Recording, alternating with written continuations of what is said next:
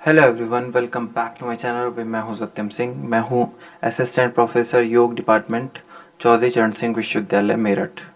भाई आज हम कठोपनिषद के ऊपर बात करने जा रहे हैं। कठोपनिषद नेट जेआरएफ के पर्पज से बहुत इंपॉर्टेंट है। हमारे जो 10 उपनिषद हैं उसमें कठोपनिषद जो है उसको आज हम कवर करेंगे। उसके अंदर नेट के पर्सपेक्टिव से क्या इंपॉर्टेंट है उस पर हम चर्चा करने वाले हैं। आइए शुरू करते हैं। जैसे कि मैंने आपको लास्ट क्लास में बताया था भाई, कट उपनिषद हमारे जो है वेदांत भी माने जाते हैं। उसी सीरीज में कठोपनिषद नामक इस उपनिषद में क्या क्या कहा गया है, आइए शुरू करते हैं। शिष्य नचिकेता और गुरु यमराज के बीच जो ये संवाद है उसी को बेसिकली कठोपनिषद माना गया भाई। इसमें नचिकेता है, आपने इनके बारे में सुना होगा, और यमराज। इनके मध्य जो है पूरा का पूरा जो ज्ञान संवाद है वो इसमें बताया गया है। सबसे पहले कठोपनिषद के बारे में बात कर लेते हैं। कठोपनिषद कठ नामक ऋषि जो हैं उनके नाम से ये फेमस हुआ है। उन्होंने इसको रचित किया है, यानी उन्होंने इसको रचा है। ये जो उपनिषद है ये कठ नामक ऋषि द्वारा रचित है। इसमें कृष्ण यजुर्वेद की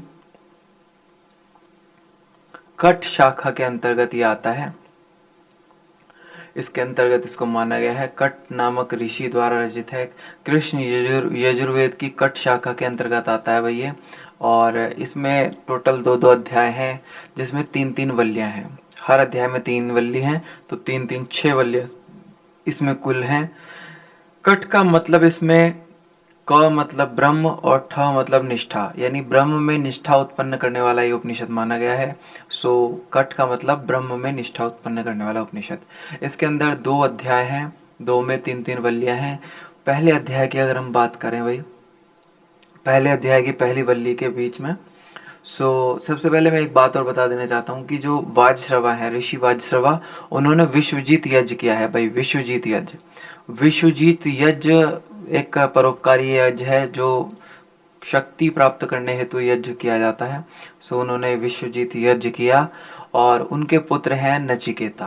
भाई सुन लीजिए, विश्वजीत यज्ञ किया वाजश्रवा ऋषि ने। वाजश्रवा जो है नचिकेता के पिता होते हैं। उन्होंने इसको जो है संपन्न किया, और वहाँ पर बुद्धिमान बालक और सात्विक बालक नचिकेता भी रहते हैं, उनके पुत्र। उसमें उनके बीच में मध्य संवाद है। ये पहली वल्ली में अगर हम बात करें तो भाई, पहली वल्ली में महर्षि वाजश्रवा जो है यज्ञ के पश्चात दान में बूढ़ी गाय दे रहे थे जो दूध नहीं दे सकती थी। आपको मालूम है जो बूढ़ी गाय दूध नहीं दे सकती उसका क्या लाभ है किसी को दान देने से। यानी कोई ऐसी चीज किसी को आप दे रहे हैं दान जो जिसका कोई लाभ ही नहीं है, तो आप फिर वो लाभ कैसा हुआ। तो इसको देखकर जो है नचिकेता ने पिता को टोक दिया और उन्होंने कहा, हे तात, इससे अच्छा तो आप मुझे ही दान दे देते। ऐसा कहने पर महर्षि वाजश्रवा जो है उनको क्रोध हो जाता है, यानी उनको गुस्सा आने लगता है। वो कहते हैं कि मैं तुझे मृत्यु को देता हूँ। वो मृत्यु को देने की बात करते हैं, और इसी बात से नाराज होने के बाद जो है वो मृत्यु को दे देते हैं अपने पुत्र को। पिता की आज्ञा का पालन, वो आज्ञाकारी बालक होता है, बुद्धिमान बालक होता है। तो वो नचिकेता जो है यम के द्वार पहुंच जाता है और वहीं पर बैठा रहता है, क्योंकि यमराज जी कहीं जा चुके होते हैं और उसके पश्चात 2-3 दिन तक वो नहीं आते हैं। 2-3 दिन तक वो यहाँ पर नहीं आते हैं और यमराज घर पर नहीं पहुंचते हैं, तो वो बालक वहां पर उनके द्वार पर इंतजार कर रहा होता है। नचिकेता जब 3 दिन तक भूखा प्यासा बैठा रहता है, 3 दिन तक भूखा प्यासा बैठा रहता है, तो वहां पर उनको प्रॉब्लम होती है। तो यमराज आते हैं तो उन्हें दुख होता है। नचिकेता जो है दुखी हो जाता है, और उसके पश्चात जो है बच्चे को देखकर वो भी भाव विभोर हो जाते हैं जो यम होते हैं, यमराज। तो वो उनको 3 वर मांगने के लिए कहते हैं। जब वो 3 दिन तक भूखा प्यासा बैठा रहता है तो यमराज को देखकर उन्हें इमोशनल अटैचमेंट आ जाता है। उसके पश्चात जो है वो उसको जो है इमोशनली जो है 3 वरदान मांगने के लिए बोलते हैं। तो यमराज जी उनको दुखी देखकर नचिकेता को 3 वरदान देने के लिए बोल देते हैं भाई। सो पहला वर जो है वो कहते हैं कि हे मृत्युदेव, वो मांग लेता है। तो वो 3 वरदान क्या होते हैं? हे मृत्युदेव, जब मैं आपके घर से वापस जाऊं तो मेरे पिता क्रोध छोड़कर शांत चित्त होकर मुझसे प्रेम पूर्वक व्यवहार करें और अपनी शेष आयु में कोई चिंता न सताएं। मतलब वो अपने पिता की अच्छी कामना करता है। उस पहला जो जो जो अपना वर मांगता है उसमें ये कहता है कि मेरे पिता कभी गुस्सा ना करें और वो हमेशा शांत चित्त रहें। जिस तरह से उन्होंने मुझे गुस्से में आकर आपके पास भेजा है ऐसा ना करें कभी, और जीवन में जो है हमेशा शांत चित्त रहें, प्रसन्न रहें, ऐसा वो कभी ना करें। सेकंड जो वर मांगते हैं वो अग्नि ज्ञान, मतलब उनसे मांगते हैं कि हे मृत्युदेव, आप मुझे स्वर्ग में उस अग्नि ज्ञान को प्रदान करें जिसके द्वारा स्वर्ग लोक को प्राप्त हुए पुरुष अमरत्व को प्राप्त करते हैं। यानी ऐसी अग्नि ज्ञान मुझे प्रदान करें जिससे मैं अमरत्व को प्राप्त हो जाऊं। सो वो भी इसको मिल जाता है। यमराज ने नचिकेता को अग्नि ज्ञान प्रदान कर दिया, अग्नि ज्ञान। और वो ये भी कह देते हैं कि ये अग्नि जो है तुम्हारे नाम से जानी जाएगी। ये नचिकेताग्नि का नाम उनको दे देते हैं, कि बोलते हैं कि ये जो जो भी दुनिया की अग्नि है उसको नचिकेताग्नि के नाम से जाना जाएगा। सो यमराज ने नचिकेता को ये अग्नि ज्ञान प्रदान कर दिया, और यमराज ने नचिकेता की परीक्षा लेनी चाहिए तो नचिकेता उस विधि को दोहरा देते हैं, जिससे यमराज अति प्रसन्न होते हैं और उन्होंने नचिकेता को एक और वरदान दे दिया। वो बोलते हैं कि ये अग्नि जो है तुम्हारे नाम से जानी जाएगी और कभी भी सब लोग तुम्हें नाम से जानेंगे। इस प्रकार जो है नचिकेता विद्या का ज्ञाता हो जाता है। इस विद्या का, जो अग्नि की विद्या होती है, उसका ज्ञाता हो जाते हैं। 3 संधियों को, 3 वरों को प्राप्त करके वो अपने जन्म मृत्यु से पार होने की पूरी शक्ति प्राप्त कर लेते हैं। ऐसा करके इस पहले जो वल्ली में बताया गया है। आचार्यों ने नचिकेत विद्या की प्राप्ति, अध्यापन और अनुष्ठान 3 विधियों से युक्त कहा है। उन्होंने इस विद्या को, इसकी प्राप्ति, इसका अध्यापन और इसका अनुष्ठान, तो ये 3 स्टेप्स में इसको माना है। ये बहुत इंपॉर्टेंट बात है। जो भी अग्नि का ज्ञान प्राप्त करेगा वो इस अग्नि में 3 चीजों को आत्मसात करेगा। पहले इसकी प्राप्ति कैसे हो सकती है, फिर इसका अध्यापन, इसका शिक्षण कैसे होगा, फिर अनुष्ठान कैसे होगा, इसके बारे में बात की गई है। अब हम अगले वरदान की ओर बढ़ते हैं। तीसरा वरदान था भाई, मनुष्य के मृत हो जाने पर आत्मा का क्या होता है। हे मृत्युदेव, मनुष्य के मृत हो जाने पर आत्मा का क्या होता है, ये तीसरा बार उन्होंने पूछा। क्योंकि ये जिज्ञासावश प्रश्न था, तो नचिकेता ने तीसरे वरदान को सुनकर यमराज ने उसे समझाया कि ये बहुत ही गहरा विषय है, वो इस बारे में बात ना पूछें, ऐसा प्रश्न ना पूछें, बल्कि इसके बदले वो कुछ भी पूछ सकते हैं, विश्व की सारी संपदा और साम्राज्य तक मांग सकते हैं, परंतु वो इस क्वेश्चन को ना पूछें, इसमें अंदर ना जाएं। अत्यंत गूढ़, अत्यंत इंपॉर्टेंट विषय है, इस पर बात ना करें। सो नचिकेता बहुत जिद्दी होते हैं, वो यमराज के लालच में नहीं आते। सो तीसरे जो हमारा वर होता है उसमें नचिकेता यमराज के लालच में बिल्कुल नहीं आते और वो अपने मांगे हुए वरदान पर ही अड़े रहते हैं। सो वो अड़िग हो जाते हैं, तब जाकर वो उसको ज्ञान देते हैं। अब दूसरी वल्ली में जो है ये पूरा ज्ञान दिया जाता है। दूसरी वल्ली में आते हैं हम लोग। दूसरी वल्ली में वही यमराज ने नचिकेता को हट को देखा, तो उन्होंने कहा कि हे नचिकेता, कल्याण और सांसारिक भोग्य पदार्थों का 2 अलग अलग मार्ग होते हैं। जो हमारे सांसारिक मार्ग होते हैं, सांसारिक भोग्य पदार्थ होते हैं, उनके 2 अलग अलग मार्ग हैं। एक होता है श्रेय मार्ग, एक होता है प्रेय मार्ग। 2 मार्ग होते हैं। जो श्रेय मार्ग होता है वो योग मार्ग होता है, योग मार्ग या मोक्ष का मार्ग। और जो प्रेय मार्ग होता है वो हमारा भोग का मार्ग होता है, भोग या सांसारिक मार्ग। सो या अविद्या का मार्ग भी इसको कह सकते हैं, अविद्या का मार्ग। सो ये इन्होंने बताया। और उसके पश्चात यमराज ने बताया कि हे प्रिय नचिकेता, ओम ही वह परम पद है, ओम ही अक्षर ब्रह्म है। इस अक्षर ब्रह्म को जानना ही आत्मज्ञान है। यदि हम ओमकार को जान लेते हैं, ओम की शक्ति को जान लेते हैं, ओम की विद्या को जान लेते हैं, तो हम ब्रह्म को जान जाते हैं। ब्रह्म मतलब ईश्वरीय शक्ति, ईश्वरीय शक्ति को जान जाते हैं, ऐसा वो बताते हैं। सो इसमें जो है आत्म ब्रह्म के बारे में ज्ञान का वर्णन है। और वो कहते हैं कि अगर आप ओम को जान जाओगे तो आप इस सब कुछ को जान जाओगे। ओमकार को जान जाओगे तो ब्रह्म को जान जाओगे, ईश्वर को जान जाओगे। ऐसा इसमें बताते हैं वो। इसमें फिर एक मंत्र आता है, वो मैं भी आपको बताऊंगा। तो इसमें बताते हैं कि वो साधक अपनी आत्मा से साक्षात्कार करके ही, अपनी आत्मा से साक्षात्कार करके ही उस ब्रह्म को जानने का मतलब एक प्रमुख मार्ग है। यानी जब तक आप अपनी आत्मा को नहीं जानोगे तब तक आप उसको नहीं जान पाओगे। यानी आपको सबसे पहले अपनी आत्मा से साक्षात्कार करना होगा। एक साधक मानव शरीर में इस आत्मा को जानने का प्रयत्न करता है।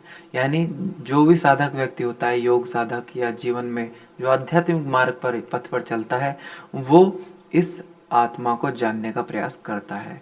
वही जो इस आत्मा को जानने का प्रयत्न करता है या प्रयास पूरा कर लेता है, वही ब्रह्म को जानने का हकदारी हो जाता है, अधिकारी हो जाता है। ऐसा इसमें बताया गया है। अब एक मंत्र आता है, एक श्लोक आता है, न जायते गृह्यते वा शस्त्र व्यश्चिन्नाय कुश्चिन्न बभूव कश्चित अजो नित्यः शाश्वत प्राणो न हन्यते हन्यमाने शरीरे। सो ये दूसरा मंत्र है, 18वें, ये दूसरा 2/3 मंत्र है। इसमें जो है ये बताया गया है कि ये नित्य ज्ञान स्वरूप आत्मा न तो उत्पन्न होती है, यानी आत्मा की अमरता का वर्णन किया गया। आत्मा की अमरता का, आत्मा अमर अजर अविनाशी है, उसको कोई काट नहीं सकता, उसको ये सब जो है कोई हवा जला नहीं सकती, कोई उसको काट नहीं सकता, कोई उसको जला नहीं सकता, कोई उसको सुखा नहीं सकता, वायु उसको सुखा नहीं सकती। ये सब बताया गया है। और बोला गया है कि नित्य ज्ञान स्वरूप आत्मा न तो उत्पन्न होती है न ही मृत्यु को प्राप्त होती है। यानी आत्मा के बारे में बताया गया है कि आत्मा अजर अमर अविनाशी है, यानी ना तो ये जन्म लेती है, और जिसका जन्म नहीं होता उसकी मृत्यु तो होती ही नहीं है। यानी यानी यानी आत्मा अजन्मी है और अमृत्यु को प्राप्त होती है। यानी उसका ना ही जन्म होता है ना ही मृत्यु को प्राप्त होती है। सो ऐसा उसमें बताया गया है। तो उसमें फिर बताते हैं यमराज जी कि हे नचिकेता, परमात्मा इस जीवात्मा के हृदय रूप गुफा में अणु से भी अति सूक्ष्म और महान से भी अति रूप मान में विद्यमान है। यानी जो हमारी आत्मा हमारे अंदर स्थापित होती है, आत्मा उसके अंदर हमारे हृदय रूपी गुफा में उसके अंदर बड़े एटम से भी छोटा एटम जो भी हमें दिखाई नहीं दे सकता, उससे भी छोटे रूप में वो ईश्वर ब्रह्म बैठा है, वो मौजूद रहता है, वो हमारे अंदर मौजूद रहता है और वो हमारे अंदर सदैव रहता है, वो विद्यमान हर जगह है। ऐसा इसमें जो है यमराज जी ज्ञान दे रहे हैं नचिकेता को। और वो कहते हैं कि निष्काम कर्म करने वाला, यानी जो निष्काम कर्म करता है, निष्काम कर्म ऐसे कर्म होते हैं जिसमें फल की इच्छा नहीं की जाती, और निष्काम कर्म करने वाले व्यक्ति ही उस ब्रह्म के उसको प्राप्त करते हैं। यानी कोई ऐसा विरला साधक ही परमात्मा की कृपा का पात्र होता है, वही उसको देख पाता है। जो ईमानदार होता है, जो पवित्र होता है, जो सच्चा होता है, वही उस ईश्वर का साक्षात्कार कर पाता है, अन्य कोई इसमें नहीं कर पाता है। सो ऐसा इसमें यमराज जी उनको ज्ञान दे रहे हैं कि वही जो सच्चा जो योगी व्यक्ति होता है, जो पवित्र आत्मा वाला होता है, जिसके अंदर कोई भी आलसी, कोई भी कुटिलता नहीं होती, ऐसा व्यक्ति ही उस ईश्वर का ज्ञान प्राप्त कर पाता है, और वो उससे जो है उनका साक्षात्कार कर पाता है। तो इसमें ये बताया गया है। और अब तीसरी वल्ली पाए जाते हैं भाई, तीसरी वल्ली हमारी बहुत इंपॉर्टेंट है भी। तीसरी वल्ली पाए जाते हैं, थर्ड वल्ली, पहले अध्याय की तीसरी वल्ली। इसमें बताया गया है कि हे नचिकेता, जो विवेकशील होता है, जिसका मन अपनी इंद्रियों को वश में कर लेता है। विवेकशील होता है ऐसा व्यक्ति जो हर चीज को सोच विचार करके करता है। यानी विवेकी व्यक्ति जो होता है वो अपने मन सहित अपनी इंद्रियों को जो वश में कर सकता है, ऐसा व्यक्ति जो अपनी इंद्रियों को वश में कर लेता है, ऐसे पवित्र भावों को धारण करने वाला व्यक्ति आत्म तत्व को जान पाता है। यानी सबसे पहले आपको अगर ईश्वर से साक्षात्कार करना है तो आत्म भाव, आत्म तत्व को जान पाता है। यानी ईश्वर से आपकी जो साक्षात्कार है वो तभी संभव है जब आप अपने आत्म भाव में चले जाएं, अपनी आत्मा को अपने जो है अंदर की ओर जो है उसको एकाग्रचित कर लें, अपनी जो इंद्रियां हैं उनको कंट्रोल करें, इंद्रियों का नियंत्रण कर लें, तभी ये ज्ञान संभव है। सो ऐसा इस तीसरे वल्ली में बताया गया है। अब हम दूसरे अध्याय पर आ जाते हैं। दूसरे अध्याय में भी बहुत इंपॉर्टेंट बातें की गई हैं। अब हम उस पर डिस्कस करते हैं। प्यारे विद्यार्थियों, ये नेट के पर्पज से बहुत ही इंपॉर्टेंट टॉपिक्स हैं, इनमें अक्सर प्रश्न आते हैं और लास्ट ईयर में आप देख पाएंगे कि काफ़ी प्रश्न देखने को मिले और इसमें आप सीख पाएंगे। अब हम दूसरे अध्याय की ओर चल रहे हैं। दूसरे अध्याय में परमेश्वर की प्राप्ति के मार्ग की बात की गई है। परमेश्वर को कैसे प्राप्त किया जा सकता है, परमेश्वर या ईश्वर कैसे प्राप्त किया जा सकता है, इस बारे में बात की गई है। और परमेश्वर की प्राप्ति में जो बाधाएं आती हैं उनको कैसे हम ओवरकम कर सकते हैं और वो क्या क्या बाधाएं हैं, इस बारे में बात की गई है। और उनका निवारण हमारे हृदय में स्थित होता है और उसका वर्णन इसमें किया गया है। तो परमात्मा की सर्वव्यापकता की बात की गई है कि वो ईश्वर सर्वव्याप्त है, यानी हर जगह वो मौजूद है, नजर आता नहीं, योग साधन के बिना उसे कोई पाता नहीं। यानी परमात्मा की सर्वव्यापकता इसमें बताई गई है। और संसार जो है उल्टे पीपल के पेड़ के समान उसको बताया गया है और उसमें जो है योग साधना, ईश्वर विश्वास और मोक्ष आदि का वर्णन आदि इसमें किया गया है। यानी ईश्वर को पीपल के पेड़ के समान बताया गया है, संसार को पीपल के पेड़ के समान बताया गया है। दूसरी बात, योग साधना के बारे में बात की गई है। और तीसरा, ईश्वर के प्रति विश्वास कैसे अर्जित हो, इस बारे में बात की गई है भाई। पहली वल्ली में अब हम बात करने जा रहे हैं उस बारे में। 3 चीजों के बारे में वर्णन किया गया इसमें। अब आगे बढ़ते हैं। पहली वल्ली में हम बात करते हैं, दूसरे अध्याय की पहली वल्ली में। तो उन्होंने बोला है कि परमात्मा ने समस्त इंद्रियों का मुख बाहर की ओर किया है, यानी जिससे जीवात्मा बाहरी पदार्थों को देखता है। यानी जो जीवात्मा है वो बाहर के जो पदार्थ है उनको देखकर आकर्षित होता है और उसका मुख बाहर की ओर बताया है। मोक्ष की इच्छा रखने वाले साधक अपनी इंद्रियों पर नियंत्रण करते हैं और अपनी अंत आत्मा को देखते हैं और ये अंतरात्मा ही ब्रह्म तक पहुंचने का मार्ग है। यानी जो हमारी इंद्रियां हैं यही हमें इस संसार की तरफ आकर्षित करती हैं और अगर हम आकर्षित होते हैं इस संसार की तरफ तो हमें यह संसार दुख प्रदान करता है। इसमें यही वर्णन किया गया है। और दूसरी वल्ली की अगर पहली वल्ली में ये बात करें तो यमराज नचिकेता को फिर बताते हैं कि शुद्ध जल को जिस भी पात्र में डालो वह उसके अनुरूप ग्रहण हो जाता है। पौधे में वह रस के रूप में होता है, प्राणियों में रक्त के रूप में होता है और ज्ञानियों में चेतना शक्ति के रूप में होता है। जो ज्ञानी व्यक्ति होते हैं उनमें चेतना शक्ति के रूप में वह विद्यमान होता है। तो ऐसा इसमें वर्णन यमराज जी कर रहे हैं नचिकेता को, क्योंकि नचिकेता की बहुत सारी जिज्ञासाएं हैं तो उसमें जो है यमराज जी उनको बता रहे हैं। अब हम दूसरी वल्ली पर आ जाते हैं भाई।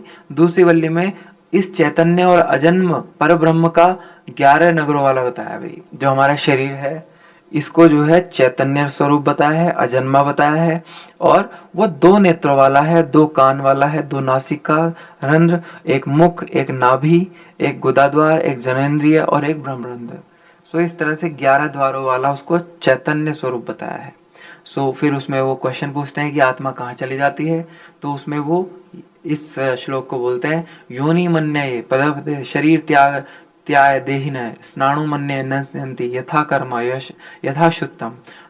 तो इसमें बोलते हैं कि अपने अपने कर्म और शास्त्र अध्ययन के अनुसार जो भी हमारे भाव के कारण जीवात्मा शरीर धारण करती है वो विभिन्न योनि को प्राप्त करती है और अपने अपने कर्मानुसार जो जड़ योनि है वृक्ष लता पर्वत आदि को प्राप्त करती है। यानी जो जैसा कर्म करता है वो वैसा ही फल प्राप्त करता है। विभिन्न योनियां हमारी 84 लाख योनियां हमारे बताए गए भाई। जो भी मनुष्य जैसा कर्म करता है उसको वैसे ही कर्मानुसार अपनी योनियां प्राप्त हो जाती हैं। अगर वो जड़ कार्य करता है या चेतन कार्य करता है, जैसा भी स्वरूप वो धारण करता है, फिर उसके बाद वो वैसा ही प्राप्त कर लेता है। ऐसा इसमें बताया गया है। आगे बढ़ते हैं भाई। एक श्लोक आता है इसमें, एको वशी भूतांतरात्मा एकम रूपम बहुधा यह करोति। इसमें बताया गया कि समस्त प्राणियों में अंतरात्मा जो होती है वो अनेक रूपों में प्रतिभाषित होती है। वही भीतर है और वही बाहर है भाई। यानी हमारे अंतरात्मा कई रूपों में हमारे अंदर जो मौजूद होती है, वो ईश्वर जो है वो हमारे अंदर मौजूद होता है। ऐसा इसमें चर्चा की गई है भाई। अब हम तीसरी वल्ली पे आ जाते हैं भाई। तीसरी वल्ली पे आ जाते हैं। तीसरी वल्ली हमारी बहुत इंपॉर्टेंट है। और तीसरी वल्ली में जो है क्या बताया गया है, यमराज बताते हैं कि संपूर्ण विश्व उस प्राण रूप ब्रह्म से ही उत्पन्न होता है भाई। जो प्राण रूप ब्रह्म है वो निरंतर गतिशील रहता है, ऐसे ब्रह्म को जानना हमें चाहिए। वो ही अमृत्यु को प्राप्त कराता है, वो ही मोक्ष को प्राप्त कराता है। यानी ऐसा व्यक्ति जो उस ब्रह्म को जान लेता है वही मृत्यु को जान लेता है और वही मोक्ष को प्राप्त करता है। और मोक्ष का मतलब है कि आप जन्म मरण के चक्र से मुक्त हो जाते हैं। और जब मन के साथ इंद्रियां आत्म तत्व में लीन हो जाती हैं तो बुद्धि भी चेष्टा रहित हो जाती है। भाई बुद्धि तब तक कार्य करती है जब वो हमारे जो है आत्म तत्व में लीन नहीं होती, और फिर जीव की जो है परम गति मिल जाती है उसको। जब आत्मा अमर अजर अविनाशी है, आपको पता है, जब आत्मा इस दुनिया से मुक्त हो जाती है, वो किसी भी शरीर को धारण नहीं करती, तो वो परम गति को प्राप्त हो जाती है और इंद्रियों का संयम करके आत्मा में लीन हो जाता है वो व्यक्ति। ऐसी विद्या को जानकर नचिकेता बंधन मुक्त होकर मोक्ष को प्राप्त हो गया। ये सारा ज्ञान जो है बेसिकली मोक्ष की प्राप्ति का ज्ञान था। जिन्होंने उसे जिद पूर्वक पूछना चाहा तो फिर मजबूर होकर यमराज जी को उसे बताना पड़ा नचिकेता को, और अपने पिता के लिए भी उसने अच्छे गुण जो है मांगे और अच्छे वर मांगे। पहला वर ही उन्होंने अपने पिता के बारे में मांगा और उन्होंने कहा कि मेरे पिताजी शांत चित्त होकर हमेशा शांति में रहें, सुकून में रहें, ऐसा उसमें बताया गया। और परम पद की प्राप्ति कैसे हो सकती है फिर आगे वो पूछते हैं, और वो बताते हैं कि जिस समय पांचों ज्ञानेंद्रियां मन के साथ आत्मा में स्थिर हो जाती हैं तो बुद्धि भी चेष्टा नहीं करती, और वही परम गति की अवस्था होती है। वही परम गति की अवस्था क्या होती है भाई, जब कोई भी हमारी आत्मा किसी भी बुद्धि, जो हमारी बुद्धि है वो पंच हमारे जो इंद्रियां हैं वो उससे मुक्त हो जाती है, उसमें लीन नहीं होती, उसमें लिप्त नहीं होती, उसमें आसक्त नहीं होती, तो बेसिकली वो परम गति को प्राप्त हो जाती है। अब इसमें आत्मा का स्वरूप भी बताया गया भाई। आत्मा का स्वरूप कैसा बताया गया है, आत्मा जो है आत्म स्वरूप निरूपण, यानी मेधावी आत्मा न उत्पन्न होता है, न मरता है, न उसका जन्म होता है, न उसका मरता है, यानी वो अजन्मा है। वो आत्मा नित्य है, शाश्वत है, पुरातन है, यानी वो शरीर के मारे जाने पर भी नहीं मरता। ऐसा आत्मा के बारे में बताया गया है, यह आत्मा के स्वरूप के अंतर्गत बताया गया है। और फिर बताया गया आत्मा के बारे में, ये वेदाध्ययन प्राप्त होने के योग्य नहीं है, यह आत्मा वेद के अध्ययन प्राप्त होने योग्य नहीं है, ना ये धारण शक्ति है, न श्रवण से भी प्राप्त हो सकता है, यानी जिसका यह वर्ण करता है उसे ये प्राप्त हो सकता है। उसके प्रति यह आत्मा अपने स्वरूप को अभिव्यक्त कर देती है। यानी जो व्यक्ति उस ब्रह्म को जानना चाहता है, जो आत्मा को अपने उसमें ढाल लेता है, जो उसका वर्ण करता है, उसी को ये आत्मा प्राप्त होती है, और ये वेद अध्ययन करने वाले को प्राप्त कदापि नहीं होती।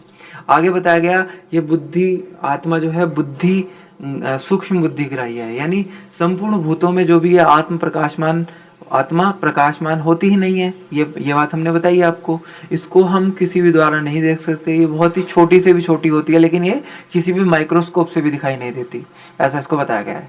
और संपूर्ण भूतों का एक ही अंतरात्मा बताई गई है, उसके अनुरूपी व्यवहार है वो भी वही अंदर है। और आत्मा न तो वाणी से है, न मन से है, न नेत्र से है, इसको किसी भी से भी आप प्राप्त नहीं कर सकते। वह आत्मा जो है तत्व भाव से भी जानना चाहिए, यानी तत्व भाव मतलब ईश्वरीय भाव, उससे उसको जान करके आप इसको जान सकते हैं, नहीं तो किसी भी प्रकार से आप नहीं जान सकते। अच्छे अच्छे किताबें, अच्छे अच्छे ग्रंथ पढ़ के भी आप इसको नहीं जान सकते। अविवेकी और विवेकी अंतर हमें इसमें बताया गया है भाई। अल्पज्य जो पुरुष होते हैं वो बाह्य भोगों के पीछे लगे रहते हैं, जो कम जानते हैं, जो अविद्या के रूप में जो ग्रस्त रहते हैं, वो इस दुनिया को जान नहीं पाते और वो भोगों के पीछे लगातार लगे रहते हैं। वो मृत्यु के चारों तरफ फैले हुए पास में जकड़ लेते हैं, यानी वो इस दुनिया के जकड़ जाल में फंस जाते हैं। जो लोग इस दुनिया को नहीं जान पाते, जो अल्प ज्ञानी होते हैं, जो संसार को नहीं जान पाते, वो इस संसार के मकड़ जाल में फंस जाते हैं और वो कभी भी मोक्ष की प्राप्ति नहीं कर पाते। लेकिन जो विवेकी पुरुष होता है वो अमरत्व को जानकर संसार के अनित्य पदार्थों में भी कोई भी इच्छा नहीं करता। तो इसमें ऐसा बताया गया है। और आत्मा की सर्वज्ञता के बारे में ऐसा बताया गया है कि मनुष्य जो है आत्मा के द्वारा ही मनुष्य रूप, रस, गंध, शब्द, स्पर्श उनको निश्चय पूर्वक जानता है। और निशोक्ता के बारे में बात की गई भाई, यानी निशोक्ता मतलब जिसके द्वारा मनुष्य स्वप्न में प्रतीत होने वाले तथा जागृत में दिखाई देने वाले दोनों प्रकार के पदार्थों को देखता है। उस महान और विभूति आत्मा को जानकर बुद्धिमान पुरुष शोक नहीं करता, यानी दुख नहीं मनाता, ऐसा इसमें बताया गया है। आत्म और लास्ट जो इसका गुण बताया गया, आत्मज्ञ की निर्भयता। जो पुरुष इस कर्म फल भोक्ता और प्राणादि को धारण करके आत्मा के समीप रहकर भूत भविष्य के शासक के रूप में जान लेता है, वो वैसा विज्ञान होने पर भी उसकी रक्षा करने की नहीं, मतलब यानी वो उसकी रक्षा नहीं कर पाती, और निश्चय ही वह आत्मतत् है, यानी ऐसा इसमें बताया गया है भाई। सो आत्मा के बारे में बहुत सुंदर वर्णन किया गया है, और ये सारा ज्ञान जो है यमराज जी ने नचिकेता को दिया था। सो यही कठोपनिषद है पूरा, 6 की 6 वल्लियों में इस तरह से ज्ञान दिया गया है, दोनों के दोनों अध्यायों में। और बहुत ही ईश्वर प्राप्ति के मार्ग बताए गए, ब्रह्म प्राप्ति का मार्ग बताया है, कैसे उसको प्राप्त किया जा सकता है, ये सारा इसमें वर्णन किया गया है। तो प्यारे विद्यार्थियों, उम्मीद करता हूँ कि आपके नेट जेआरएफ से संबंधित जो भी कठोपनिषद था वो आपका क्लियर हुआ होगा। अगर फिर भी आपके प्रश्न रह गए हों तो आप हमें कमेंट करें, हम बिल्कुल आपके प्रश्नों का सही जवाब देंगे। और अगली सीरीज में मैं अगला उपनिषद लेकर आऊंगा। तब तक के लिए आप अपना ध्यान रखिएगा, और ऐसे ही हमारे साथ जुड़े रहें, और नेट जेआरएफ और निश्चित ही आपको ये आपका क्वालिफाई हो सकता है, अगर आप नित्य अपनी स्टडी करते रहें। Thank you.